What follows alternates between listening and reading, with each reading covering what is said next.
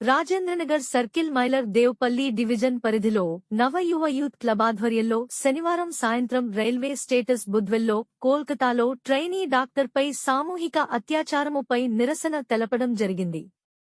బుద్వెల్ చౌరస్తా వరకు కొవ్వొత్తుల ర్యాలీ నిర్వహించారు. ఈ సందర్భంగా క్లబ్ అధ్యక్షులు ఏర్వ కుమారస్వామి, ఉపాధ్యక్షుడు రమేష్ రెడ్డి మాట్లాడుతూ కోల్కతాలో ట్రైనీ డాక్టర్పై సామూహిక అత్యాచారానికి పాల్పడి హత్య చేసిన నిందితులను కఠినంగా శిక్షించాలని డిమాండ్ చేశారు.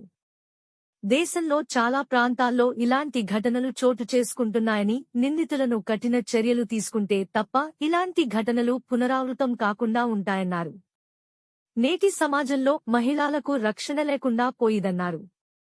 అదేవిధంగా సహాయ కార్యదర్శి కొంపల్లి జగదీష్ మాట్లాడుతూ మహిళలు, బాలికలపై రోజురోజుకు పెరుగుతున్న అఘాయిత్యాలను అరికట్టడంలో కేంద్ర ప్రభుత్వాలు విఫలమవుతున్నాయని, సమాజంలో పెరుగుతున్న హింసకు కారణాలను సమూలంగా తొలగిస్తే తప్ప ఇలాంటి ఘటనలు జరగవన్నారు. ఈ కార్యక్రమంలో క్లబ్ అధ్యక్షులు ఏర్వ కుమారస్వామి, ఉపాధ్యక్షులు రమేష్ రెడ్డి, సహాయ కార్యదర్శి కొంపల్లి జగదీష్, రామారావు, ధనుజయ్, శేఖర్ యువకులు తదితరులు పాల్గొన్నారు.